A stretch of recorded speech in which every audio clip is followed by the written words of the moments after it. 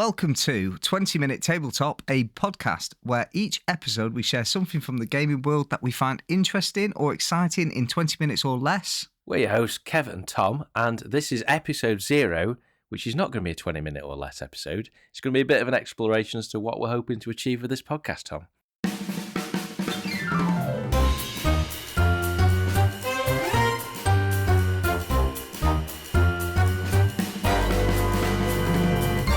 Obviously, we are mutually connected by our love of the hobby in slightly different ways, though, to be fair. I am more of your traditional modern board gamer, I suppose. Lots of cardboard in my collection. Whereas I would say I'm more of a miniature gamer. Big into Malifaux and other skirmish games, quite like Kill Team, Blood Bowl, Gaslands. These are all things that I get excited about. But I do like many Euro games, I can happily play them. I just don't happen to buy them. I do have a few in my collection. Got the old classics, Terraforming Mars. Got Wingspan, which might be leaving soon, as we're discussing today. And, it's a shared love, isn't it? Because only today we went to Thirsty Meeples in Oxford, first ever board game cafe in the UK, and that's something we're going to do an episode on. So there's a lot in common, Tom. What would you say your favourite types of games are? It's very difficult to answer that without sounding like somebody that is a board gamer that other people wouldn't like. In the sense that I would want to say, well, of course, Kevin, it depends on the context that I'm in. If I'm sitting with my family, I would like a nice simple game or a social deduction game with the right group of people. I've got a broad taste across board games. I do like some heavyweight Euros.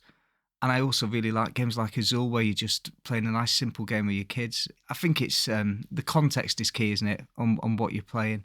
Yeah, definitely. I mean, I almost look to you. You're a massive influence on my gaming taste. Perhaps not the miniature stuff, but one of my great loves is Arkham Horror, the living card game. And that's something, after 3 attempts, I thought it was rubbish for the first time. I thought it was okay for the second. And the third time, I became so obsessed with it, I ended up starting a business producing accessories for it, which then grew into my full-time job, and I'm now, a producer of board game and card game and miniature game upgrades.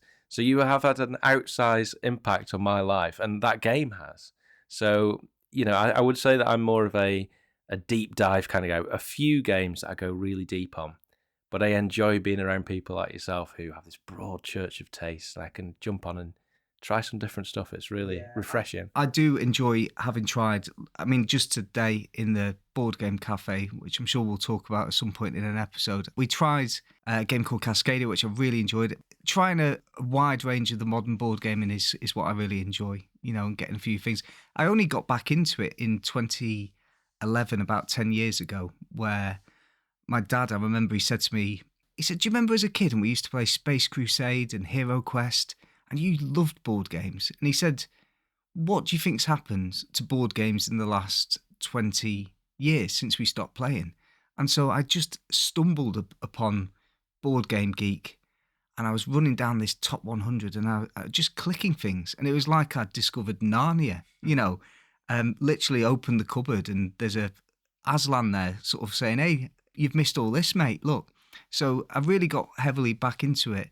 And games like Galaxy Trucker really kind of redefined what I thought board games could do around the table. And they continue to innovate. I often use the example with music as well.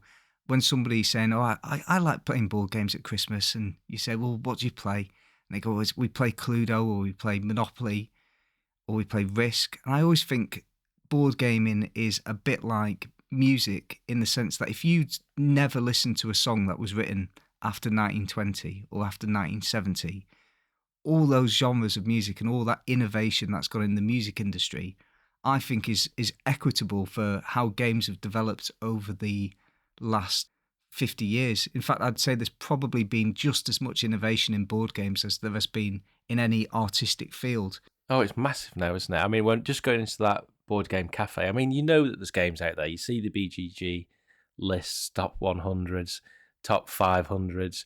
There's all these huge podcasts, Dice Tower channel, which it's got to be around 1 million subscribers. It's massive money, isn't it, in this industry? And to go to the board game cafe today and see there's 2,000 games there, all with ridiculous production values, like really impressive stuff.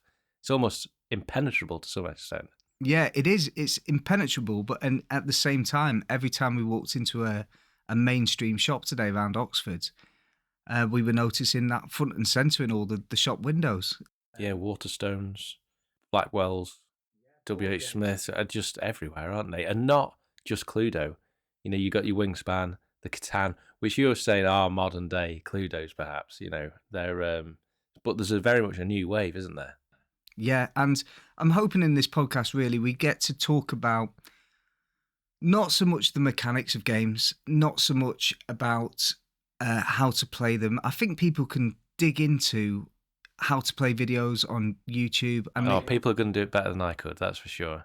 Yeah, so it's far more about talking really about what we love about particular games that we've played, maybe what it adds to our lives, what the experience is like. Yeah, the experience is key, isn't it? And one thing I don't want to do is a review or a critic show, because I see some of those and I find them quite cringeworthy. People will viciously criticise what someone's obviously created with a great deal of love. And I find that hard to view sometimes. And it's a valuable service, you could argue, that you're helping people save money on products they wouldn't like. But that's not what I want this to be. I want it needs to be positive, about the love, what we like about the experience. And that word that you said there, I think we need to go for the experience of these games, what it gives you and what you take away from it, rather than the minutiae of the mechanics and the turn order and things like that.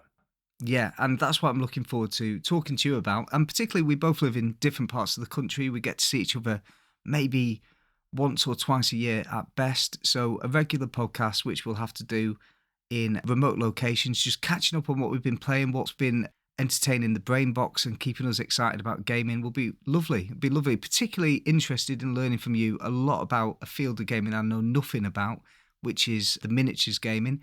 I must be honest, I have confessed today that I feel a little nervous about that field of gaming. Well, it's definitely got the stigma, hasn't it? You know, the Warhammer shop, what used to be Games Workshop, has got a particular odour sometimes. And it's got, you know, although not anymore, to be honest, the whole thing, much like board games, has moved on. The same with, you know, miniatures. And it's not about big fistfuls of dice and, you know, you quite often it's associated sometimes with bad behaviour or salty behaviour, as it's known. Things, I'm sure that still exists, but things have moved on, and there's a lot of modern miniatures games and skirmish games that cover a massive gamut. It's not just space dudes with guns. There's lots going on, and it's really interesting, I think. I'm quite looking forward to sharing that with you. Yeah, you're going to have to, because even whilst you're saying that, I'm giving you a sceptical eye, having walked past that Warhammer shop today in Oxford and seen just dudes with massive guns. But I'm sure that you're right. I mean, you'll know a lot more about it than me. So we'll talk about that. We'll talk about games that we've experienced. We'll catch up regularly and hopefully just take you on just small 20-minute episodes where we have a little chat about what we've got that week out of gaming. Sounds good, and I'm looking forward to speaking with you soon, Tom. And I think we should definitely do one on the Board Gaming Cafe Thirsty Meeples, and I think perhaps that'll be our first episode. Yeah, and after that, perhaps we'll talk about Arkham Horror, as I know it's a mutual love of ours, and whatever happens after that, we'll find out, I suppose. Sounds good. Thanks for listening, and see you all soon. See you all soon.